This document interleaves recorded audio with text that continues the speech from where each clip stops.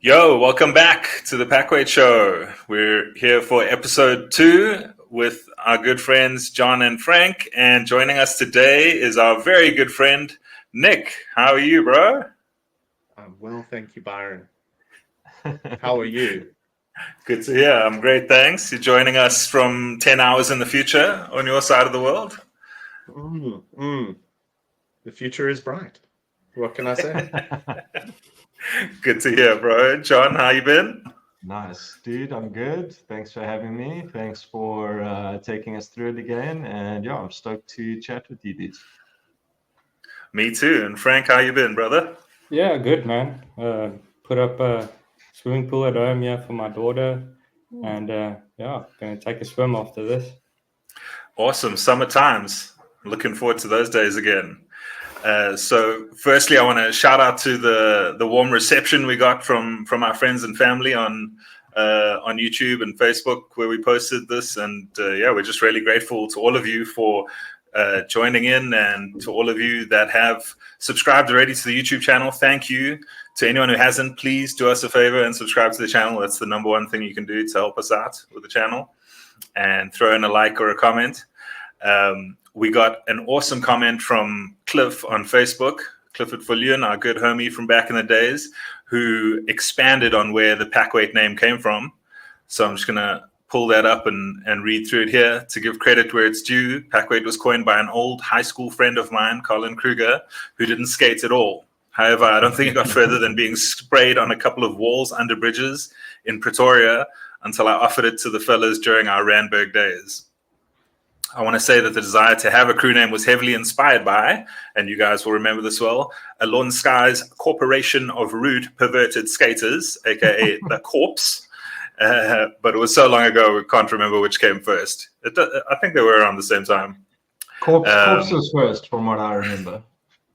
Definitely. Alon was in high school when he coined that.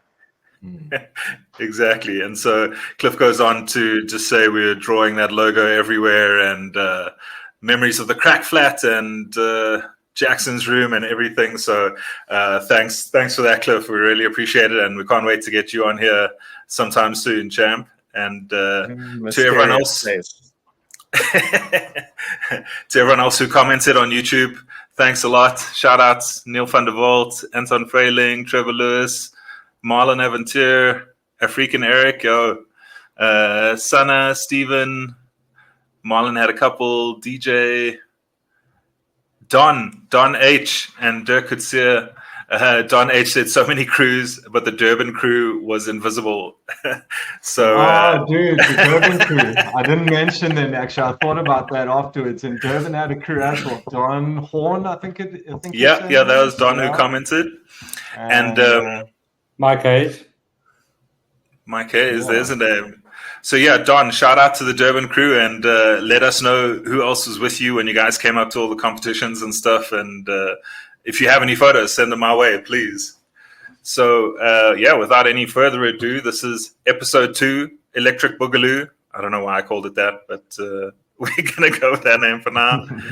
And up first, Nick, do you want to take us through? What are we seeing here, bro? Well, I'm going to have to put on my glasses for this one. Sorry. I keep them on permanently. Glasses. So, is that Craig Uriah? That's definitely him. I was always fond of his style here. Neat and tidy. Just, yeah, all around really good skater, huh? Really good skater. Last I heard, he was actually an avid mountain biker, doing very, very well. Oh, nice. Yeah, lost touch with him, but always good at whatever he did. So, shout out to Craig Uriah, and he's pulling quite a nice kind grind here. I reckon this was 97, 98. John, what do you think? Yeah, I would say that's about right. But this spot, I just wanted to talk a little bit about that. Like, this spot was the Sandton taxi rank before it was officially launched or whatever. So it was kind of empty the whole time, and they were still building there. So what we would do is go after school or on the weekends or whatever, and we'd build our own sort of things to skate. Like, you can see that concrete gutter there. We used to, pile those on top of each other, and it was basically this like street park that we built there. And it went for like, I don't know, a good year or two where we could go there and skate and not be like kicked out. And yeah, we'd like spray a bit of graffiti there. And I mean, some of the guys that used to skate there, definitely Craig Uriah, Alon Sky, Graham Diedrichs, Greg Norman. I remember being there at one stage. And I suppose a lot of us from Sandown High School, I know Nick was probably at King David at this time. But yeah, it was a cool gathering place where we wouldn't get kicked out and we could build whatever we wanted, like just make it up as we go along. So it was a sick spot. Frank, did you guys ever skate here from Rustenburg? I don't think so, no. I can't remember the spot at all. Yeah, this was pretty early. I think we were still, if it's 97, 98, we were still in school, and only time we really skated Joburg back then was Kyalami, or we didn't really do any street in Joburg. Skated a lot of street in Rustenburg because that's all we had, but yeah, no.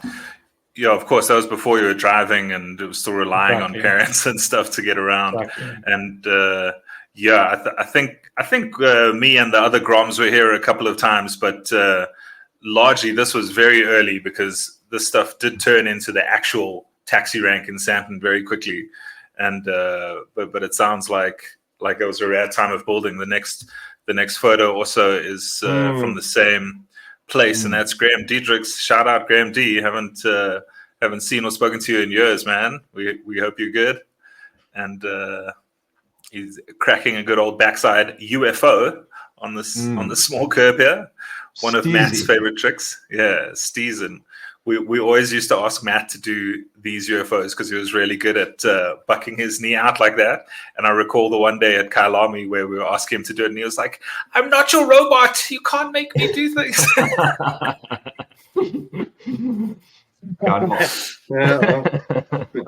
Graham Dietrich's always had a really sick style. I really dig this style.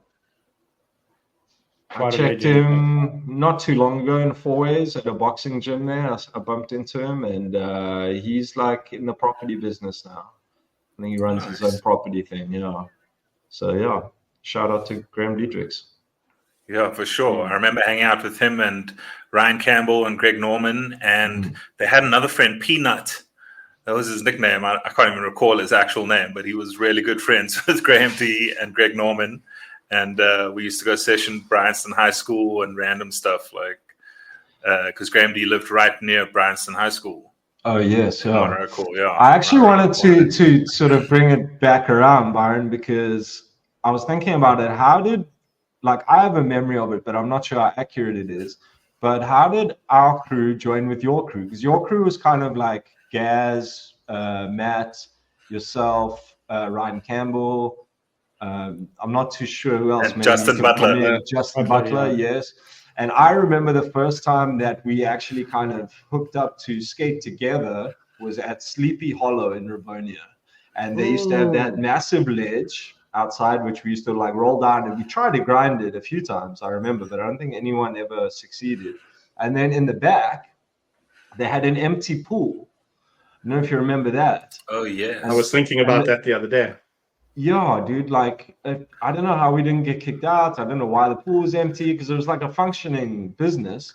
But I remember we met with you guys there, and we had these like these do-rags. We weren't on the do-rag era yet, but it was starting because it was a t-shirt sleeve that we had cut. And I think some oaks even had like a little bell on the end of it. And it was like, yeah, it was like this weird. And I remember you guys had them as well. And it was, yeah, it was just cool. It was like weird. I think we were like a bit, you know, the Groms, you know, but at the same time, we were like more dudes to skate with. And these guys seem cool. What's your recollection of how we actually, I don't know, just started skating together? So I think it took a while. I do remember, as you say, me and Gazza, Matt, Ryan, and Justin were like thick as thieves at that point because we were all from the same year, basically, although Matt's a couple of years younger. Ryan and I were in the same classes in Sandown High School, and Gazza and Justin had come up through Rivonia Primary. So maybe you had seen those guys around there. Justin and Ryan lived in Rivonia, and so the rest of us were always coming there to skate with them. And I think being slightly younger in school is always like the older kids are like, nah, I don't want anything to do with them. But we were always at the skate park and hanging around with you guys. I remember arriving at the skate park one day and Graham Jackson's like, yo, it's the homeboy with the fake American accent. Thanks, bro. Is that you? Yeah, that's me. I'm here. There we go. So you still got it. Yeah, I do. Now I work with Americans, so it's getting worse. So we paid our dues of being the slightly younger guys at the skate park, not doing quite the same tricks as you guys were.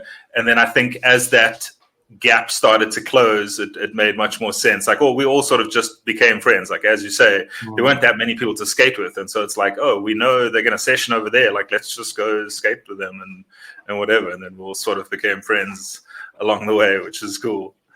But yeah, it's awesome how all the different groups came together from around those days, and we sort of coalesced into a bigger crew.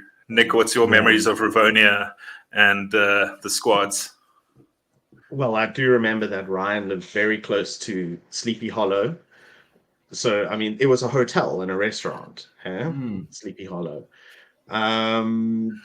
B, did you... I'm sure you came on the night sessions in Rivonia Boulevard. Wow. Yeah, a couple here and there, but I think Justin and Ryan would have been there much more regularly. And Gaz, because he lived in Paulshof, I think. Yeah. So it was a bit closer. That was good. Hey, I mean, we had lots of people come there. I know that you guys kind of touched on it last time, I think. But it was huge. I mean, at one point we were in standard 6, standard 7, and we had other students from like standard 8, standard 9 coming who weren't even skating. Everyone just came there to hang out and watch these crazy guys on rollerblades just, I don't know, go wild in the streets. It was pretty cool. I mean, there's lots and lots and lots of people. That was really enjoyable, actually. Yeah, what an interesting time, late 90s, and everyone had rollerblades at some point, right? I mean, sorry, John, go ahead. Sorry to interrupt. I just didn't want to lose my thought there. This reminds me, I think it's very worthwhile to mention, is Gametronics in Rivonia, and what like a central place that was for us to meet as sort of young kids, where we kind of were safe for our parents to leave us for the day. And it was a gaming store where you could buy like Sega Mega Drives and you could play games in the store.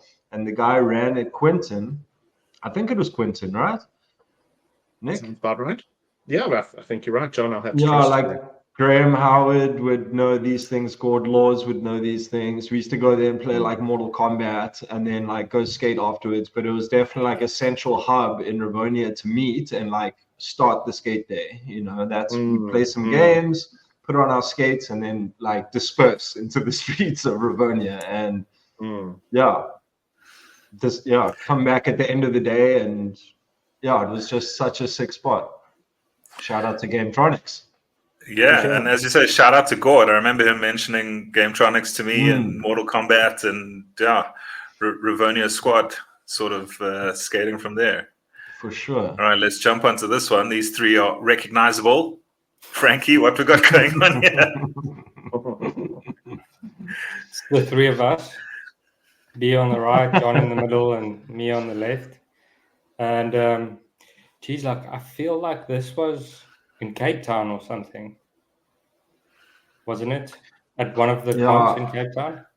I think I'm not too sure, but I think like chronologically we might be jumping around a little bit. We're trying to keep it as chronological as possible, but it's so hard to remember. So I think a lot of it only comes together when we sit and chat about each photo, and then we're like, oh, that's from this time, or you know.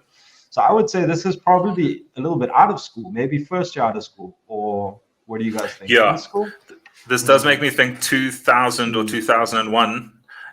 Just judging from my clothes and my watch. I seem exactly to that. recall those Judging from then, clothing and also Yeah. Frank. It feels like Frank was. I think Frank. We only met around 15, 16 maybe. Hey, Frank. Yeah. And this Kyalami. seems like we're a bit older here. Yeah. You know, we went through that in the first episode. But we did, yeah. didn't we travel? No, I was already leaving school, I think, when we started traveling to Cape Town every year and stuff. Yeah, that was, I think the first time was 2000, from what I remember. Going because we went down in Nick's car, actually, with Bundy, myself, I don't know who else was in the back of the car, maybe Toby. And that was 2000. We had just finished school. That was 99. Oh, yeah, Right. 99, 2000. Yes, sorry.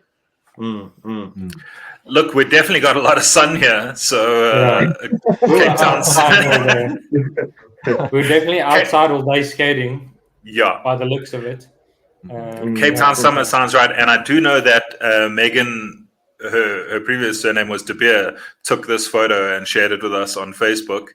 And she was Gaz's girlfriend before he had passed. And so certainly before, around 2000-ish. And so shout out to Megs. It's been a number of years since we've spoken to you, but hope you're good. All right. This is a good one, though. I dig this photo. That's great. Oh, epic. All right.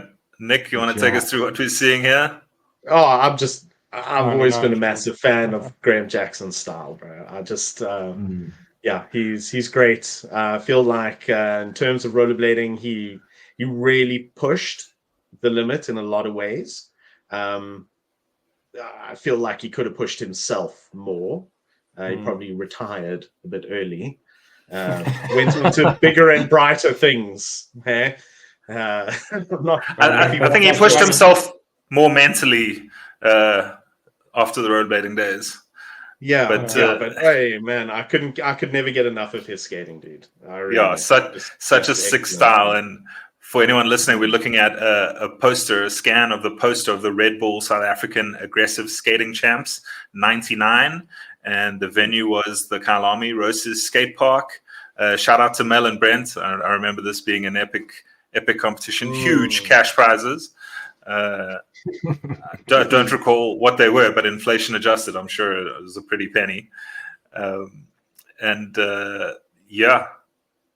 Any thoughts, Frank? Jeez, bro. I think the first comp I ever skated at Kyalami, I came dead last in beginners.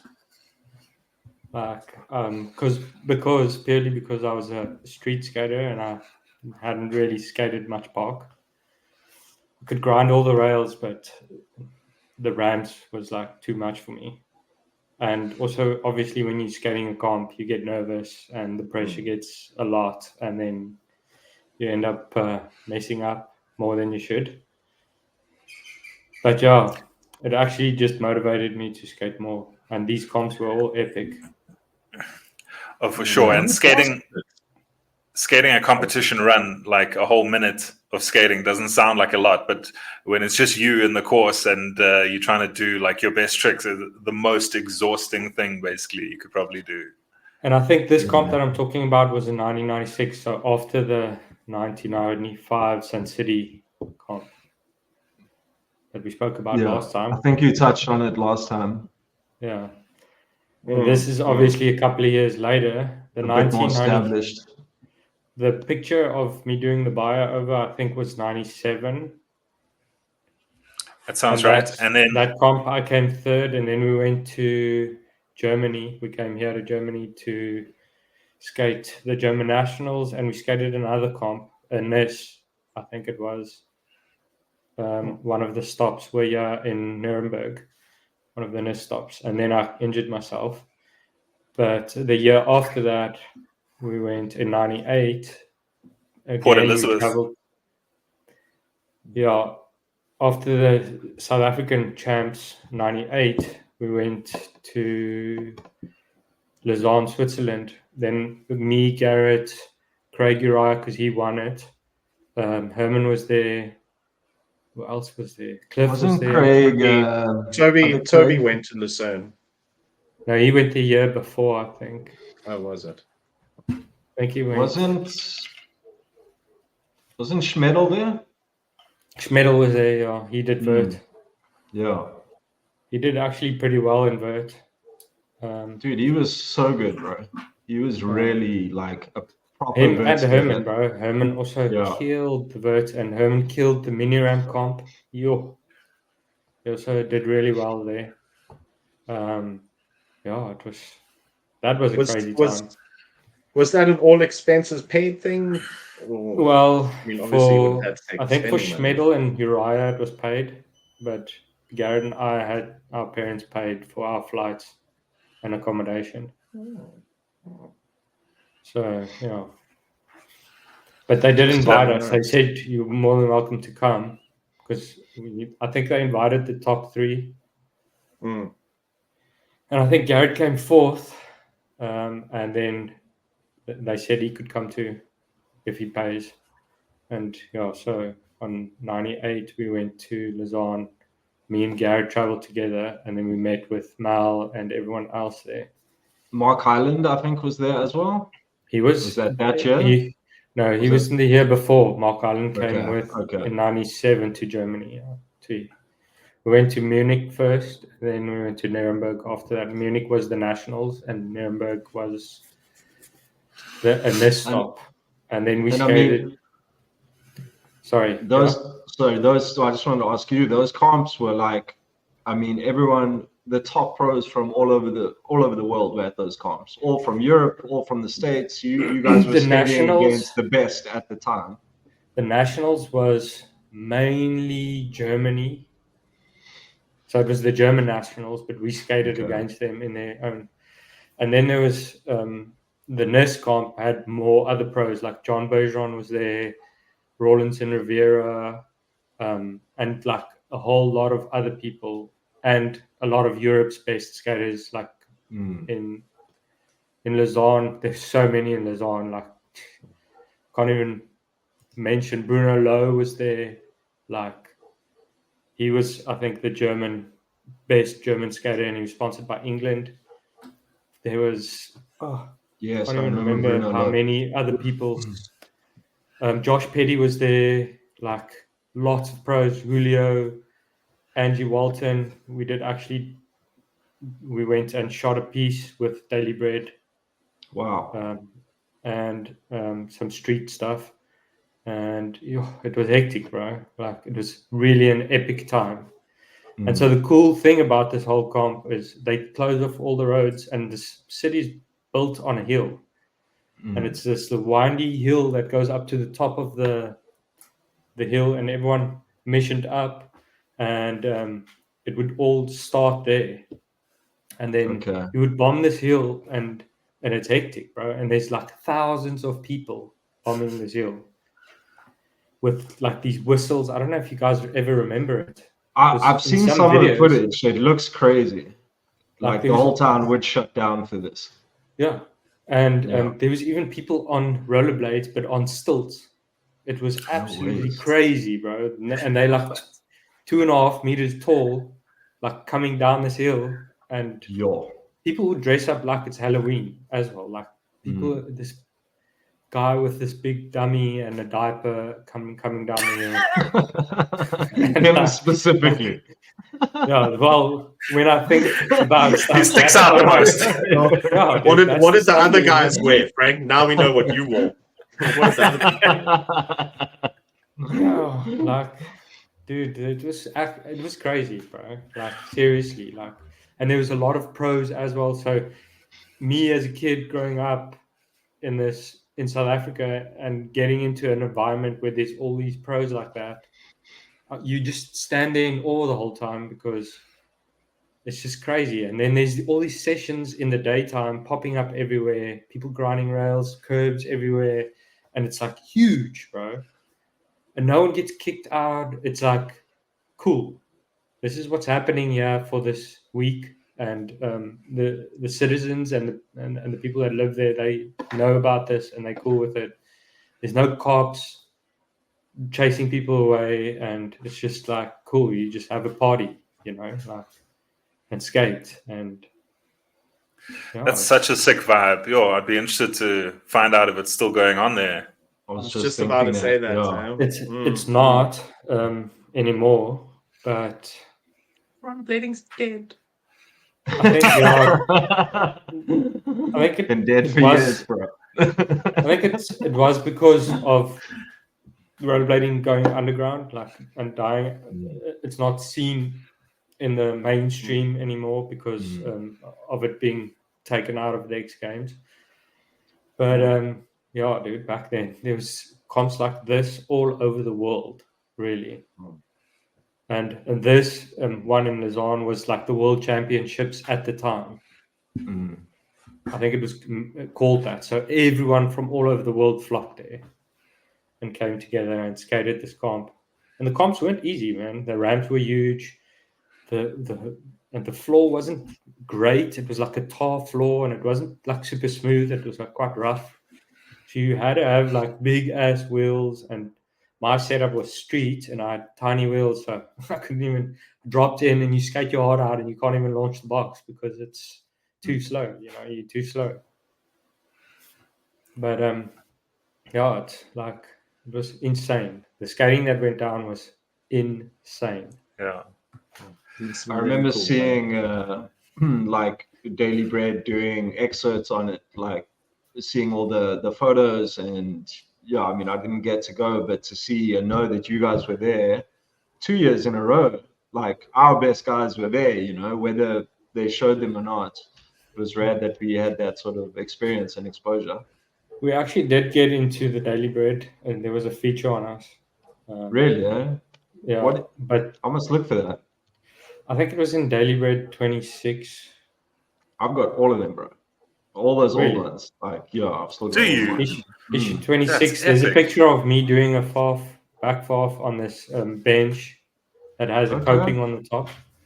It's a small picture. It's like tiny. It wasn't like a big feature. That's But, amazing, dude. To get they into said- Daily Bread, like, They wrote From any the South stage. African champion Craig Uriah with a picture of me. I remember that now. Actually, yeah. Yeah. It was crazy. I was Almost, almost. I actually did this big ass kink trail. Like it was a kink, like a proper kink. It wasn't that big, but after a whole day of skating and a comp and everything, we did this like thing with Daily Bread, and so I got that picture on the bench, and then I did a topsoil on this kink, and the one I landed, the photographer messed up, so he's like, "Do it again," and I tried 10 more times, and the ones I like slipped over and slid down and like winded myself on the kink. Oof. And I think I might have damaged some ribs. And I was like, no, I can't. It's not going to happen. You know, I can keep going, but I don't. I'm spent. Like my body is so like out of it now. I can't do it. So that picture of me doing the kink, and I probably did it about 20 times, that kink trail, if not more. And I landed it like twice because it wasn't easy. There was like a curb right next to it, and it was coming out of the wall. So you had to like, if you didn't hit the kink, you would slip onto the ledge basically and slide down. It was quite steep. So yeah. So I think that must have been summer in the Northern Hemisphere, 98, because I remember at the end of 98, we actually all went to Port Elizabeth, and that was that year's South African Championships down in Port Elizabeth. Windy City. So shout out to Myron Mance, originally from there. Who were the other guys originally from Port Elizabeth? Yeah, that's when we first met them. Graham Jackson knocked out his front tooth. Yeah. He had dreads at the time. Yeah, I remember that. There's still that we stayed at the caboose. The Yeah, I caboose. wanted to say the caboose. Oh, I missed this one, eh? Yeah, you did miss some. But And there was there's that. aquarium rail, like just across the road from there. It's as long as super low, cool rail. It's so sick. Who was that really tall dude who would do like flips out of the bowl? Wambach. Brett No. Wambach. No, No. there was Yeah. another guy. Wasn't Wayne there another Iverson. dude? Wayne Iverson. Thank you. Thank you, bro. Yes. That He was quite a bit dude older was- than us, I remember. He was, he yeah. was- But you can't mention PE and not mention Wayne Iverson. So wherever he is these days. Jesse Sharkey as well, I recall. Was he a PE native? Port Elizabeth Okay. originally, I think. I may be wrong. But shout out to all those guys. So yeah, that brings us back to All of that this from this comp one poster. Yeah? in I just- '99. Yeah. I Can I just wanted to quickly add something here? Please do, Nick. We might be wanting Please to do. say You the might same be adding thing. the same thing. Yeah. Okay, so I just feel it must be said that Brent and Mel put in so much effort. It was like really none of this would have happened if it wasn't for the effort and the focus of Melody and Brent. Yeah. Yeah. Not only just big them putting up this park, but also hosting all these comps, bringing Everything, Rosies dude, into everything. South Africa. finding They sponsors and everything. Dude. Everything they did, man. It was amazing. So, a big thank you to Mel and Brent. I don't know if they'll watch Absolutely. this, but big thank you. Mel actually did watch the last one. Oh, awesome. We need to get her on one of these days, but I think that would be more awesome to do in person somehow if we could sit down with her and just chat in person and film that. That'd be cool. But yeah, big shout out to Mel and Brent. Big love. You guys were our other parents growing up in our teenage years, looking out for us. I mean, I know we were naughty, so thank you for putting up with us. But yeah, I mean, shit we got up to, jeez, like. Yeah, bringing skates into the country, building skate parks, running events, putting on Running shows, the team. Investing in rollerblading when no one else did. You know what I mean? for sure. And us. We wouldn't be. We wouldn't have Investing in us, experienced yeah. any of this if Mel and Brent hadn't been the people with the bit of vision and the ones doing the work. We weren't doing any of the organizing. We were just skating, and they allowed us to do that. You know what I mean? We didn't have to worry about any of that stuff. Dude. Wow. And what I was going to add, it wasn't that. So thanks for adding that, Nick. That's super important. But these comps, for anyone who doesn't know or doesn't remember, they used to happen in winter in Joburg. So it was always super cold, and there'd be sort of two big events a year, from what I remember. It would be this one mid-year, and then the end of the year one. I'm not sure how it worked with rankings and all that. I don't even know if people kept track of a sort of national ranking, but I know these events did apparently sort of, place you on that ranking somewhere. And yeah, it'd be as a 3-day event at Kyalami, and I know how excited we'd all get for that, and we knew we'd be doing a lot of skating and seeing all of our friends and spending 3 days just doing what we love at the skate park. And it was always epic. Like, I don't remember ever not having an amazing event, an amazing time. No, it was so sick, especially with like the music and the DJing. Shout out to DJ Switch, Morgan van Staden, Vuyo, the other homies, everyone who DJ'd, and like it was such a vibe with the music. Reddy D, all the homies and the B-boys, and just those comps, as John says, was such epic skating and fun times and vibes. And then like we would do the prelims on a Friday or Saturday and have some sort of party there at Kyalami on that night and just get absolutely wrecked. I remember having the worst hangover the next day for the competition, just destroyed. Like true athletes. Olympians drinking going on there. 1999. And what was the dude Larry's place behind you? Remember, like they'd have some of the parties like in. Wasn't it like a tennis club there before? Yeah, so it was like the clubhouse or something. He was a weird dude, huh? Shout out to Larry's tennis club, and I remember going inside to his little bar to get like a toasted cheese sandwich when we had a long day at the skate park. Pay him 10 Rand or 15 Rand for a toasted salmi. All right, what do we got next? Here's another competition poster for 2001. which was also at Kyalami skate park. And this time we got Herman's Topsole. I think it's Herman. I think that's Garrett actually. No, this Although looks it's more like left Cliff. foot. Right? Left foot. Yeah, it's Clifford, I think. Cliff. Yeah, you think you're right. Clifford or Herman? Clifford. It could be Herman. Herman's top soles kind of look like that. But Cliff, I don't know. I feel like Wow. that's Cliff. Yeah. Did we have an ASA sponsor? Or was this part of the ASA circuit? I think so. It became part Must of the have been circuit. affiliated. At the time, yeah. As PlayStation. And then I see that last logo there is Fishbrain, which I think is very Sebastian. worth Fitting, mentioning as well. I don't know if you want to chat about Fishbrain a bit, Byron, and what it's. Sure, yeah. Shout out to Sebastian. At the time, he was running a website called fishbrain.co.za, which was like a forum software, and it was just, for the rollerbladers to make forum posts and comments and chat to each other. And obviously, this was a long time before social media, so forums on the internet were still quite a big thing. And this was the local one for South African rollerbladers, basically, where we all congregated.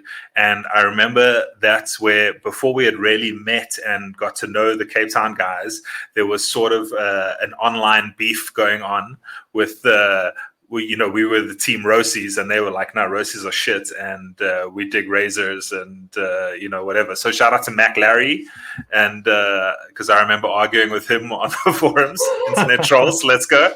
Like every good forum. Yeah.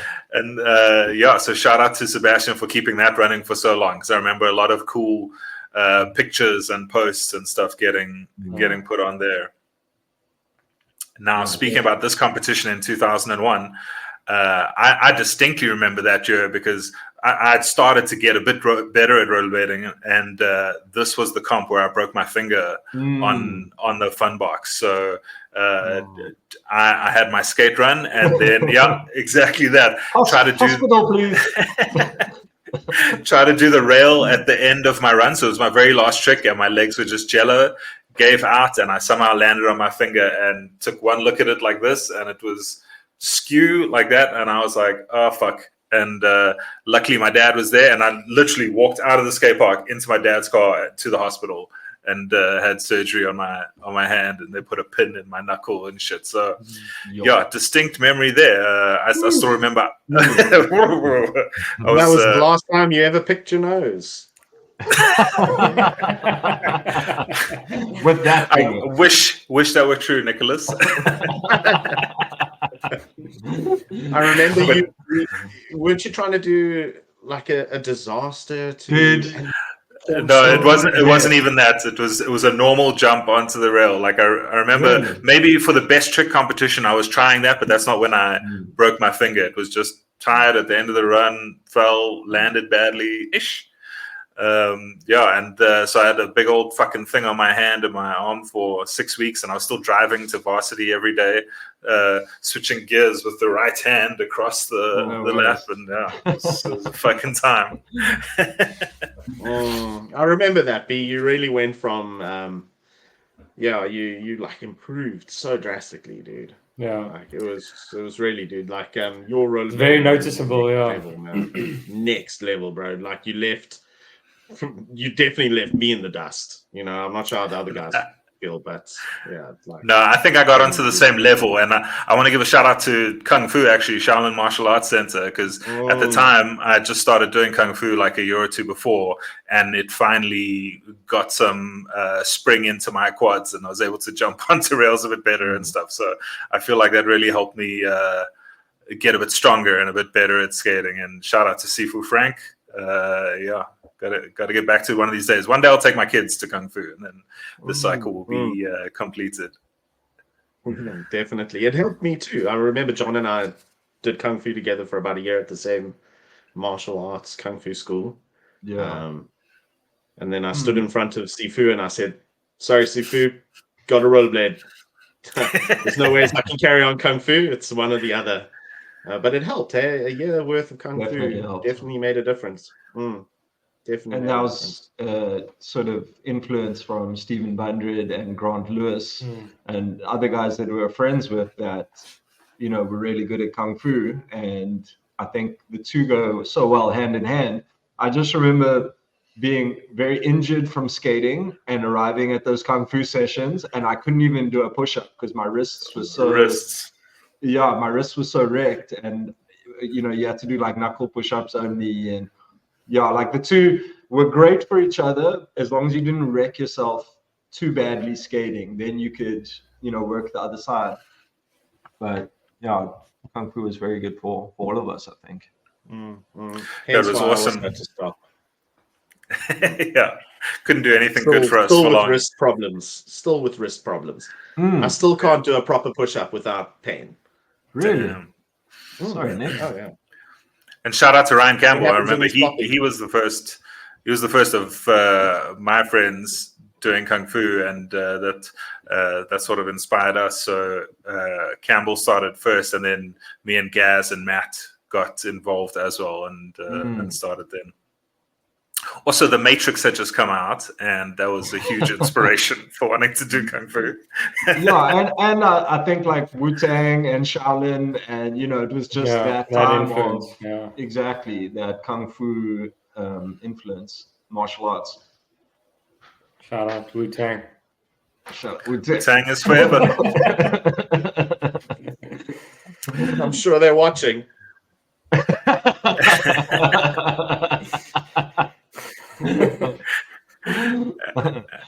And so, speaking of Kyalami, here's a couple of pictures of Kyalami in what I would say was almost its prime form, where the skate park had, besides the big vert ramp, which sort of went unused by most of us, I think the rest of the park had evolved into having probably the best equipment out of any skate park at the time, or that I can recall.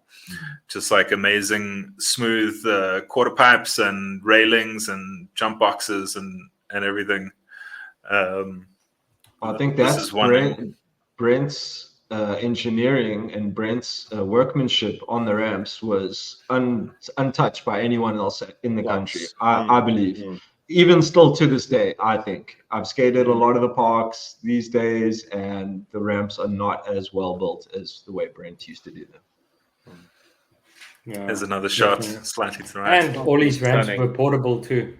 He made them so that they were portable. So you could you used to travel around with a lot of them, huh?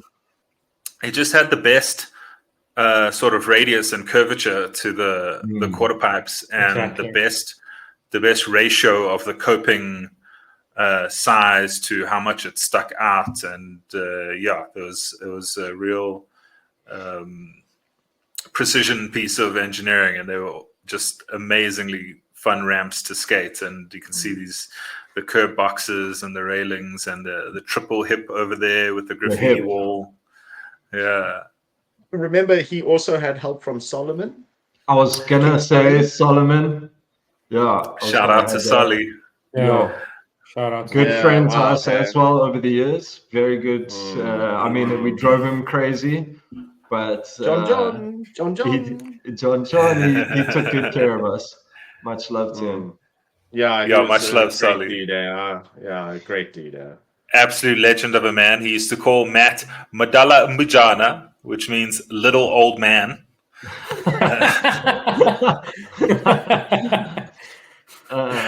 And fun fact about Sully, he could speak all 11 national languages of South Africa. No ways, really? Yep. Wow. Because he was Smart Zulu, man. I believe. I don't recall his actual ethnicity, but I know he knew all of the national languages. He was great. Wow. Solomon was just great. Such a legend. He was of Kyalami. Like he was the doorway you had to pass through to get into Kyalami. There was no getting in there without speaking with Solomon first. He knew everything. Yeah, totally. And he used to give us shit about smoking down by the river and all the naughty shit we got up to. Absolute legend. A lot of gray hairs. I'm guessing he's still working with Brent, so we really gotta have a chat with all of them, and let them know we miss them and love them. What a time of our lives. So there's a more central shot of the same skate park. You can see a bunch of people sitting on the box and a couple of skateboarders hanging out as well. Oh man, this park was my ultimate. It was just It's beautiful. what a vibe. It was beautiful. I remember when they painted it blue. It was probably quite a bit Yeah. after there. And we'd Yeah. go and, well, we would all have a blaze and then roll back into this blue wavy, like heaven. It was honestly, it was like the ocean on land. Yeah. It was just Sunset the most session. amazing Sunset experience. It was sessions there, such man. an That amazing Oh, experience. Yeah. Yes, that The stays best. with you forever. Oh, And gorgeous. that huge quarter pipe in the back there, bro. Oh, what a beaut. There's no parks like that anymore. No Like, ways. seriously, it's sad, but Like mostly sort of concrete parks now, and they're all like really small kind of stuff, and really the radius of the quarter pipes and stuff are just shockingly bad. Like YBF is quite fun to go skate. It's got, it's small and everything is like square corners, but it's got a small mini ramp, and it's just like the sharpest, harshest transitions. It's rough. Tick. Yeah, I know. I would say, like these days, maybe Chris van der Merwe, his park is designed with rollerblading in mind and has a really nice quarter on the one side. It's straight and then kinks down, about that same length, but just not as high, and then straight with the kink in the middle. But then he has on the other side a similar height and True. length. Yes, yeah, you're right, actually. So he's kind of still making stuff like that, but I don't know anyone else. Yeah. Well, that's so awesome. Shout out to Chris van der Merwe. It's been, I've never been to his skate park. I would love to check that out sometime.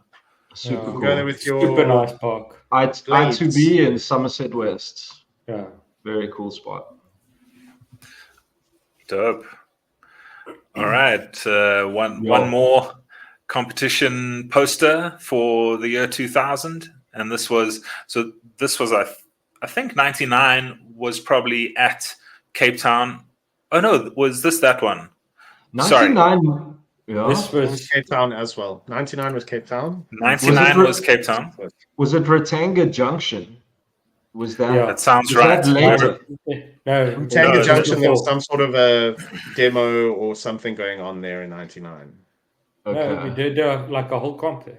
The comp Yes, was held remember, there before that's we the one- moved to Canal Walk. When Aaron Feinberg was here. Yeah. Yes, Exactly. yes, but I don't know if that was 99. It might have been after. I think that was 99. It was Aaron Feinberg, Shane Scour, and the skate park was on a tarmac. It was like in the parking lot. In the parking lot, yeah. And it was Nick, so hot. you're right. It was Yeah, melting. You guys collided. I was gonna say, we have good reason not to remember this because you and I hit heads from opposite ends of the skate park at full speed, and we're almost unconscious on our opening trick. Don and I were always like, we could be great together. We could be great together. And it would never, ever, ever work out. Ever. No, unfortunately not, Nick. But there's still time. Who knows, Don? So this was the following year. That was the first Cape Town Alex Cup, Okay. I think. And then the year 2000, it moved to Century City with the skate park on the roof, I think. And I so think that was yes, and I think this is when it was called the Alex Cup. This is I when they believe started so. calling it the Yeah. Alex Cup. Before it was Sounds called right. something Ratanga Junction Comp or something like that.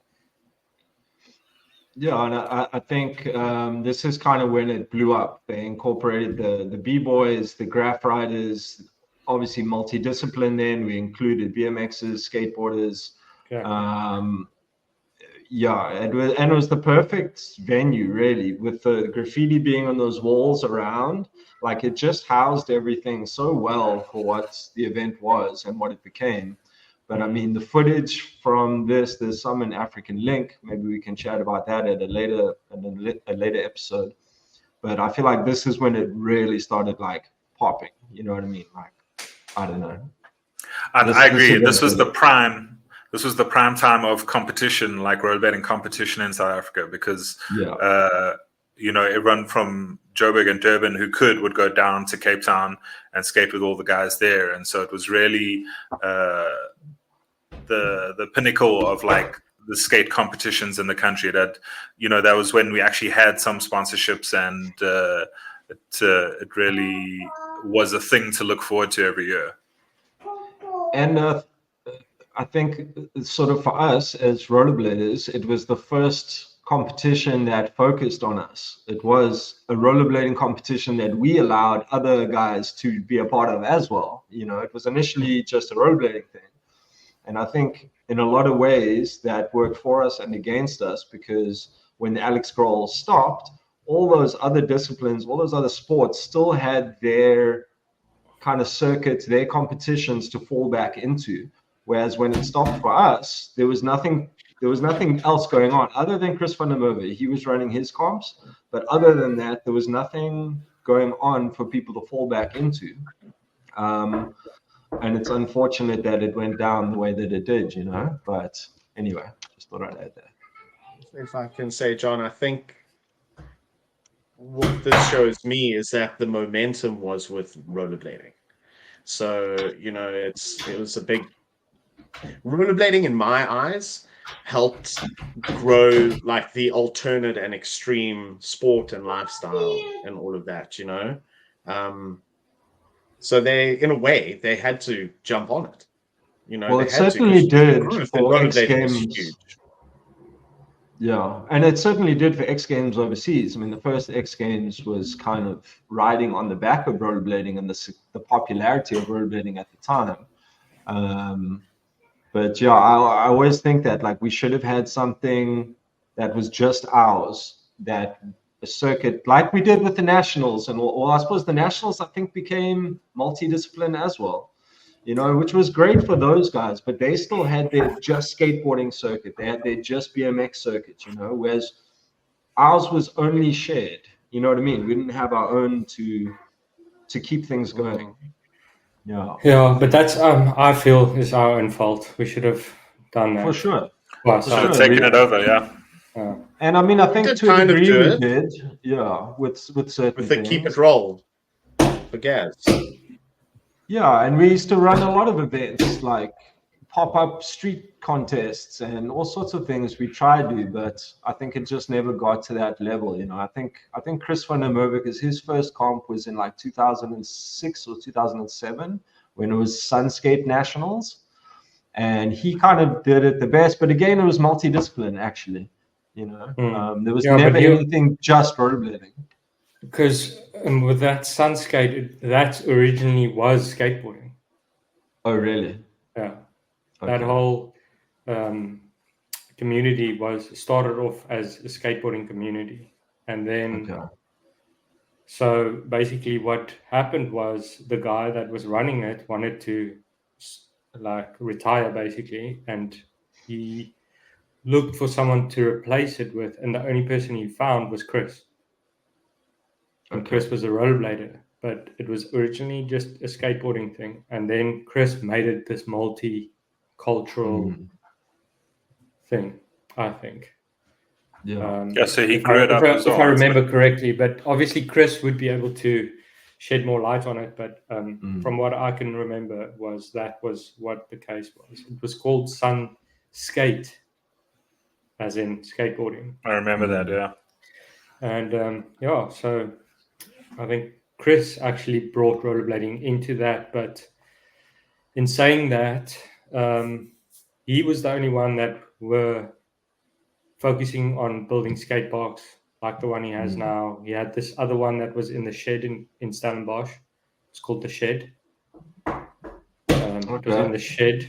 We went there for those competitions. Yeah, exactly. And he was the one hosting all of those and running them. And he did actually also a great job at running those comps. Absolutely. I just feel like in Joburg there wasn't anything really happening because we didn't do anything apart from keep it roll and the comps we held, street comps we held. Yeah.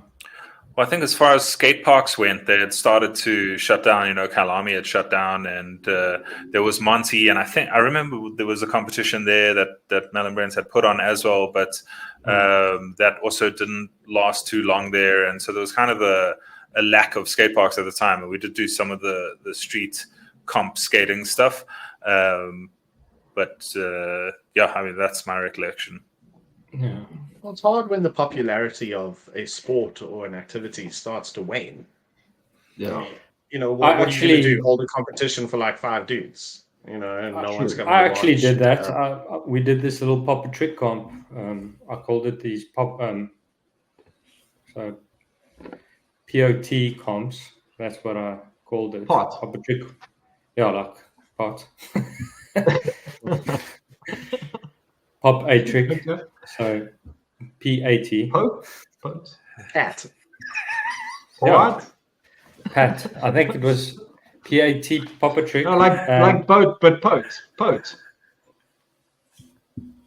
I think have another one, John. Have But another anyway, cat. so at Monte Casino, I would get all the PTA guys, the Pretoria guys, and whoever wanted to come along, and we'd have these small little pop a trick comps where, you know, you play a game of pop a trick just to get you out of your comfort zone and to do tricks that you don't normally do, you know. Learn some new tricks. Yeah, shout out to Hugo and Neil van der Walt, Pretoria crew. They must have been around at that stage. And Deerwald. Deerwald, of course. Yeah. And then there was some guys from Cape Town moved up.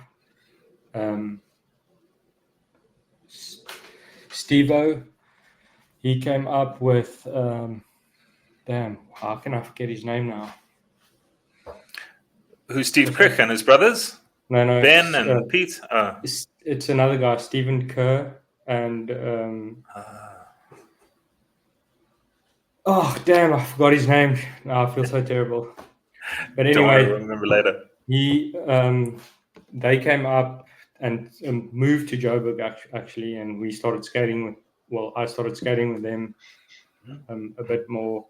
We skated at the Boogaloos at the waterfront and Monty's, a couple of Monty's. What other comps were? I mean, Parks Whistle, and then YBF opened up. But there was Thrashers as well. Yeah, Which is pretty cool. I think it's still around actually. It is, and we did have a comp there. There was obviously just quite a trek out that way. Yeah, but still going strong and quite a sick skate park. Here we've got probably the best picture of the bunch of us, I would say, all together. And I think this must have been the year 2000 when we all went down together on the train to Cape Town. Yeah. Well, it was good 2000, fun. 2001, around one of those two, yeah. Yo, what a great time.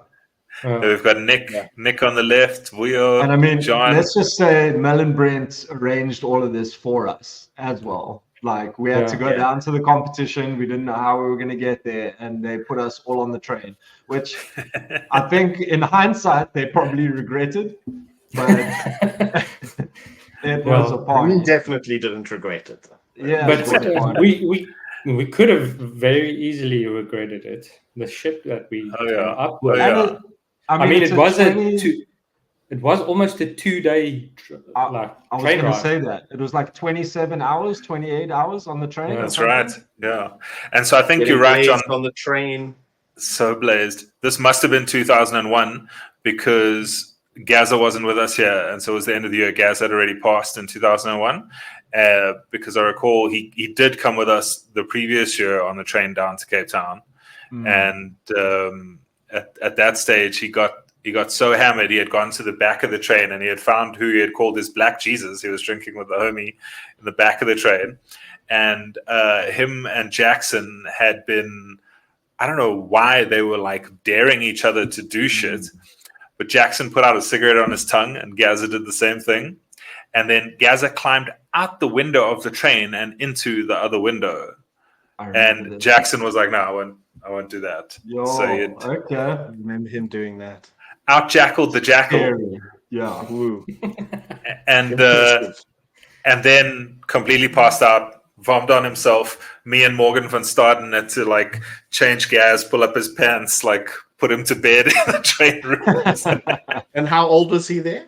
How old was he? Must have been 17, bro. Yeah, for sure. Legendaries. I think Garrett had dreads. And in this picture, I think we already lived in the crack flat. Yeah. Yeah. I feel like this was crack flat days. So 2001. Because Garrett had his dreads then when we Yeah. lived there. So yeah. There's Herman and Matt and Cliff, Frank and I at the bottom. This is an epic photo. It's one of my favorite photos. Oh, Yeah. so much excitement. That was before we got on the train. Huh? So Yeah. much Spent excitement. 28 hours. Still fresh. Which, 28 hours later, after like 20 hot boxes in the cabin. It's so cooked. There's Exactly. There's the cabin. It Dude, was like, I was gonna say, like, if you wanted some peace and rest, you were screwed. On any of these trips, if you actually wanted to get some rest and just have some peace and quiet, you're not, like, you're in hell. You're in hell for 27 hours. Yeah, I think Herman was experiencing hell at this point. He had had enough. He just wanted to sleep. Oh, he was probably like 10 blazes down, in an hour. some beers. it's probably just before we arrived. Everyone must have been finished by then. Oh yeah. Yeah, dude. So it's like 4 bunk beds to a cabin, I believe. Like they Flop down. fold up. Yeah, fold up and down. Certainly wasn't first class. No. Economy. Yeah, we were in the middle. I think we're in the Dude, middle. I don't think these trains even had first class. I don't think so Yeah. either. I think we Probably went not. through the entire train, bro, and there was everything was the same. Remember that the dining cart was quite fun to go have like dinner there and just be on that moving train. Like you're doing all So these nice. things, but this thing's So moving. nice. So much fun. Yeah. Oh, Dude, so much better than a bus. After the yeah, PE way comp, better. Gazza and I caught a bus back from Port Elizabeth, and it was just the worst. It was That's so also hot, like, what, dying, 20, just 22 squished. hours. Yeah, the train is way better Yeah. by far. It's a bit longer, the drive or the ride, but it's way better because you can stand more up, you worth can it, go to the dude. loo, you can Exactly. sit down, you can eat a meal on a table, you can sleep if you want to. You can sleep properly. Yeah. If All your right, friends so here let we've you. got the skate park at Century City, where one of the Alex Scroll Cups was held at the end of one of those years. It's much harder to figure out which year this was. I think this was very closer to 2004. But yeah, painted red and orange, and yeah, this was a sick skate park as well. Absolutely. Probably about as close to Kyalami vibes as we can get. Yeah. I would assume Brent had a hand in this. Oh yeah, He built the whole thing. yeah. There you go. Because it was a Boogaloo's park. They had a shop inside, remember? Brent had those ramps down there from the Retanga Junction comp, Yes. and Frank, you're right. they wanted to build a skate park, Boogaloo's, and Brent was like, cool, I've got ramps, I can set it up for you guys. And then he initially built the park and then upgraded it a lot. I think So sick. obviously This the was- quarter pipes, the speed ramps, the fun box, this whole hip box thing is all Brent. Yeah, this was a really fun park to skate, actually. I think Good the for right crowds side of as it well. was more just the Boogaloo side, but everything from the little tiny boxes here on the right to the left is all Brent. I don't know. We'll have to speak to Brent, but that's what I think. I don't know how we allowed that Blunt magazine sponsorship in the background there. I see those banners. I'm like, burn that shit. They probably just snuck it up there, dude. Those dudes are so full of shit. I've still got cunt magazine stickers, like a whole roll of them. Yeah. Is that magazine still going, Blunt? I think they're trying to revive themselves maybe as an online thing. I'm not too sure. I have zero interest in, Do any magazines still survive in this day and age? probably. Not many. Not many. Yeah, there's no. I don't know. People get their information through other channels these days. Yeah, with social media, I mean, I don't know what you Social need media, a magazine podcasts. for. Yeah. Well, there is no need for magazines anymore. I Podcast got to be the I'm last sure there's a resort, though. need for it. mean, Look, maybe if you're lying in the hospital, maybe you need a magazine. Otherwise, that shit is old tech, baby. Why? You have your phone, bro. Knock it, bro. Exactly. Oh, It's coming Fuck back. the Blunt magazine. It's gonna make a comeback. just like rollerblading. Sun City. Boom! Epic picture here. Going back a little bit, I think this was 2000, probably. Sun City rollerblading nice as well. demo. Summer. What was it called? The Summer Fest. I think it was. Is that what it was? I think this was No. the first. This was the first time that we actually incorporated b-boying on the ramp. I remember the guys from Rustenburg came through, and I think it was like Andre and a couple of the guys that got on the box and That's started right. b-boying, and then we were like, "Yeah, cool, let's go over them." And that's Christian, how that yeah, all Andre and started. Christian, and That was so cool. Yes, and I mean they kind of made us superstars here by the way we were treated, and like it was like the show is starting, and we had remember all those Hawaiian shirts we had to. But I don't know. I think like we felt like rock stars here. We had those look at that passes picture. to get as many drinks as we wanted, lounging in the pool. We just had to skate 1 or 2 shows a day. I don't even remember what the schedule was, but. I think there was It was Yo TV came around and also did like a segment on us doing this. Wouldn't be yeah. surprised. They did. There's a bit of footage in African Link from this as well. But yeah, I mean, Cliff and Herman were the real rock stars. We were just supporting acts, magician's assistant. Huge flat spins, and Cliff and Herm must have been sponsored by Red Bull at this stage because they got the Red Bull helmets and Red Bull. So it was obviously like a Red Bull event, I think, and then a bunch of you other guys were there as well to round out the show. But I mean, that's a huge flat spin right there, Cliff. That's looking at like 8-9 feet, maybe 10. I'd say it's just huge. Yeah, that's massive. Yeah. No one could do it like that.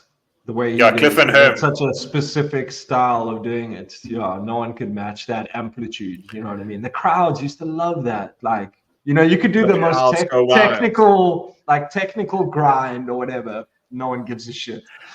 They're trying to see a backflip, bro.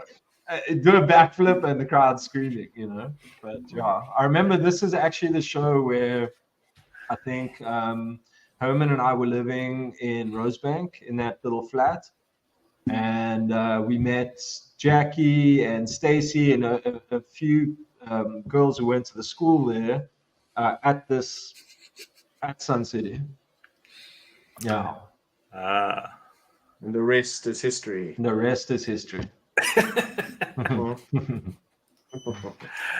And here's another shot of Herman from the same demo. You can see how huge that speed ramp was. And so Herman went from the launch box over this fence, which is not close. Like that's a huge, that's huge like sideways gap to clear. 2.5, maybe 2.5 meters to clear. Yeah. And dangerous. I mean, if you fuck that up, you're going to be hurt. And just to add to the danger, nothing but a pair of little shorts. Summertime, baby. Summertime. Living's easy. Youth. Not going to find us doing that kind of stuff now. I remember, bro. I tried this a few times. I think I got over it one. You did. Actually. You did. Yeah. I even think There you was even a landed photo. it once. I did, yeah. Yeah. But I'd grazed up my whole lower back because I was also trying to be cool and skate without a shirt on. And I remember the ride home from Sun City, I couldn't lean against the back of the car. Sticking to the seat. Because my whole lower back was just roasties. So I had to like sit forward for the drive. Anyway. Fluid boy. That's an episode on its own. The stigmata. That's so sick, Herm. Yeah. All right, shout out, Gaz. We got the multi-image display here. So yeah, as we've referred to a few times, our friend Gaz, my good friend, passed away in 2001 in a motorbike accident. In the prime of his life, he was about to finish matric, and rest his soul. He's doing his classic trick was a mistrial, which is bombing in this picture, and always smiling, and what a homie. He really started coming into his own, hey? Yeah, like really, he was always kind of like playing catch up, and then when he really started, like, I don't know, growing. Man, that was coming out of his shell. That was just, that was a huge loss, eh? Yeah, massive. Yeah, as you say, it started to get more comfortable in his own style, and just doing that. And I remember shortly before he passed, we had all gone to Woodstock together. Do you remember Woodstock 2001? No, go for it. Yeah, no, I mean, we were all camping out there, and we were also doing some of the rollerblading demos and a lot of the b-boying stuff. I remember Ramon was there. Shout out Ram One. Shorty Blitz was Hammer, there. DJ Hammer. Was that the one at that Aventura resort? Yeah. That was the first one we went to. Yeah, I think so. Yeah. Where we gapped off the really roof, cool. and other oaks were gapping into the skate park. Like, I think that was Yes, a couple later. That was like 1 or 2 later. It might have been the same, because I remember Gazza tried that roof gap. He did. I did a bio off the roof into the skate park. Oh yes, Frank did the bio, and I remember Claudio was also there. Claudio also tried that roof gap, but he knocked stopped and himself fell out. back, hit his head so bad. Yeah, Oh, man. That's actually another guy worth mentioning. He was fantastic. Yeah, He, super good. in my eyes, there was one person that could give Cliff a run for his money, and that was Claudio. He was just exceptional. And also he died in a car accident, bro. Just what a shocker. So crap. It's insane. So man. sad, man. No. Jesus, you got to be brave to drive the streets in South Africa, bro. Fuck. Just, Well, all over the world, bro. Everywhere there's people are dying in cars all over the world. It's a little higher than a lot of places. It's a little more lawless here, I think, like, as far as sticking to the rules. Like, no one's really watching. Don't worry, you'll get away with it. You know what I mean? Yeah, I remember picking up your car one night. John. Mine. Yeah. Which car? The red Golf. Because you got crash it? pulled over. Drinking and driving. shit. Before Uber. Yeah, many years before Uber. Yeah. No, and we all did it. We all DUI'd. We don't need to go down this road, boys. Yeah. Not just yet. We're lucky we're here. Exactly. We can count our lucky stars. For sure. Shout out, Gaz. I just want to just add to, before we go on from Gaz, was it his 18th birthday? Yeah. Yes. Where Yes. there's a photo of that. I don't know where it is. I think we passed it around in the WhatsApp group a few probably months or years ago. I don't even know. But Byron, maybe you can tell us a bit about Gaz's 18th. For sure. So his 18th party was during the day. We had gone to the German Beer Fest, and we were all there drinking beer together. And so we were celebrating his birthday, and we went back to his dad's house that night for his 18th birthday party. And shout out to Glenn Cartwright. Much love, and we miss you. But he had put on a party for Gaz, and he had arranged for Gigi, the most famous stripper in South Africa, probably, to come and give Gazza an 18th birthday party and make him a man. And she had stripped him down to his boxes and giving him a dance. All of us standing around, drinking, laughing our asses off. Yeah. And she had like a branding iron that wasn't really hot, but she put like lipstick on the branding iron and branded his ass with lipstick. Oh wow, what a scene! We were so So Folks' wasted. eyes popping out of their head.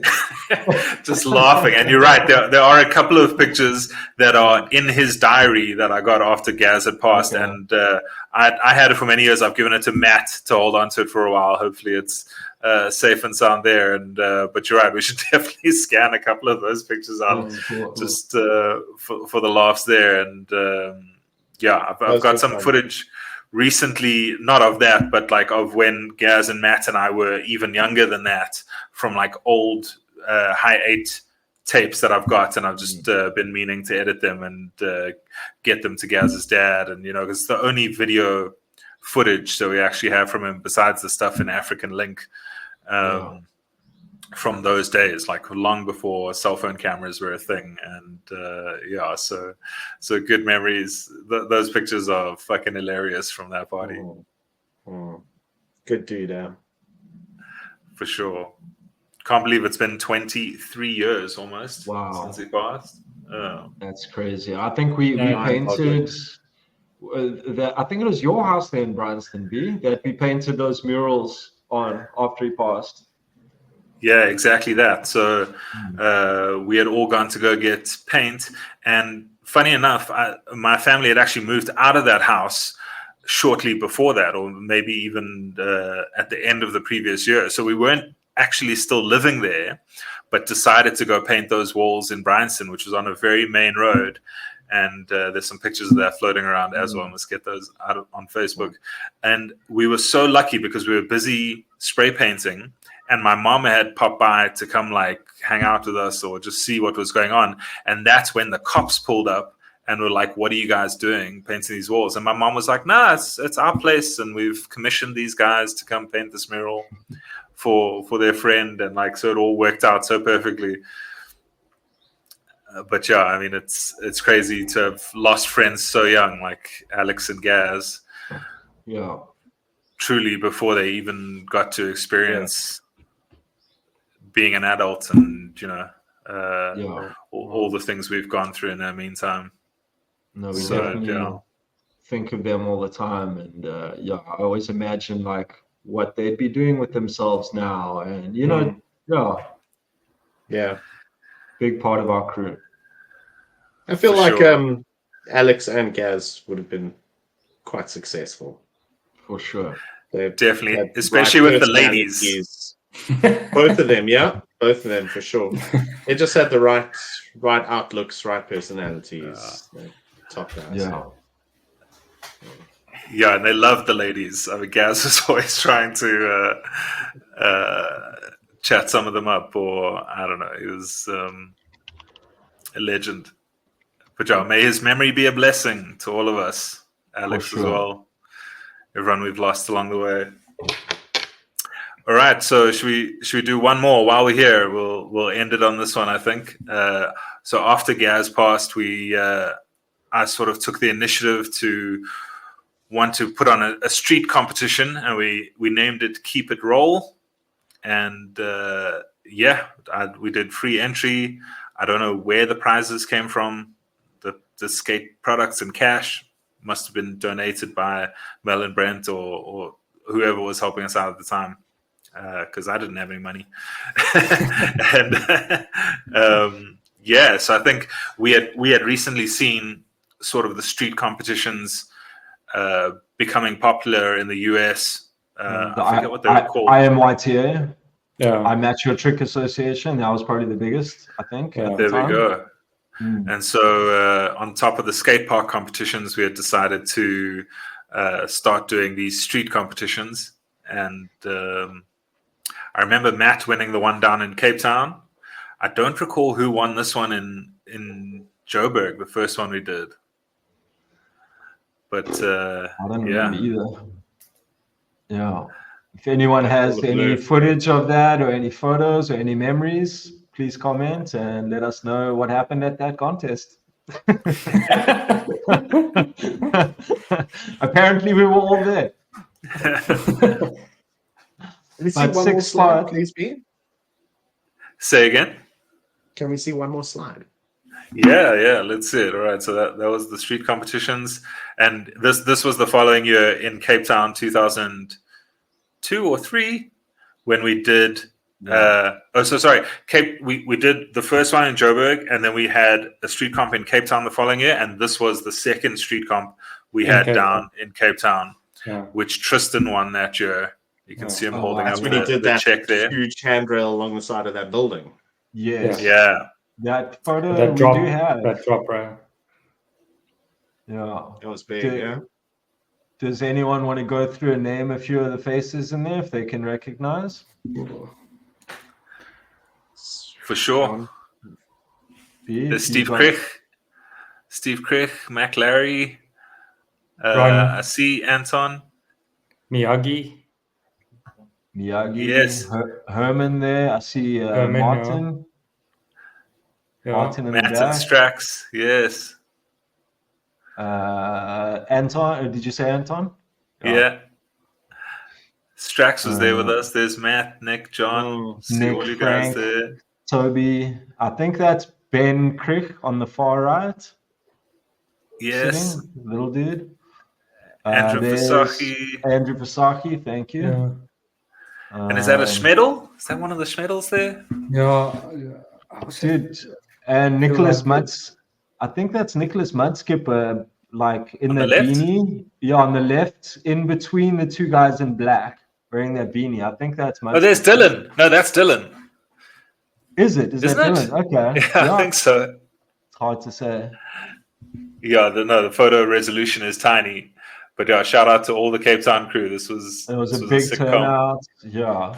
If you're on this photo, please write a comment below and just tell us what you remember from this event. And Red Bull again, it came through with some prize money. Damn. What did we do to you, Red Bull? What did we do that you disappeared so quickly?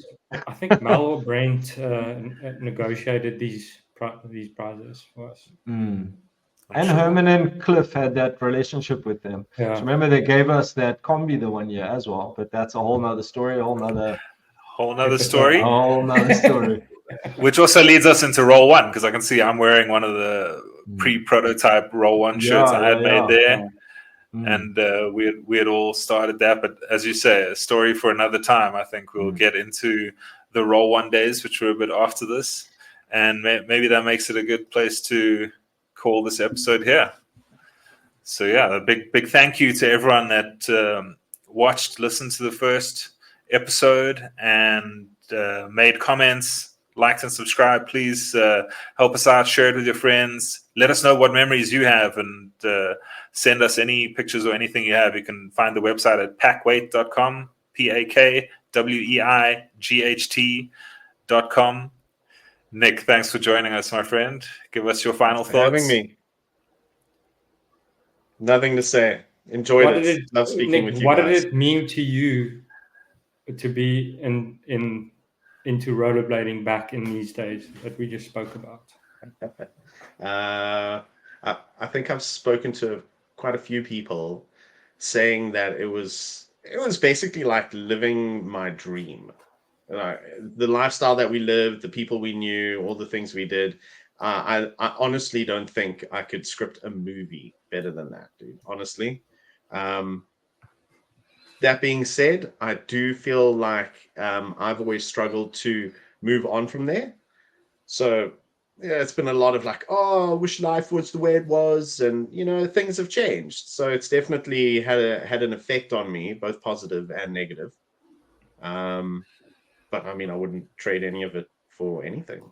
It's just great. I've got lifelong friends.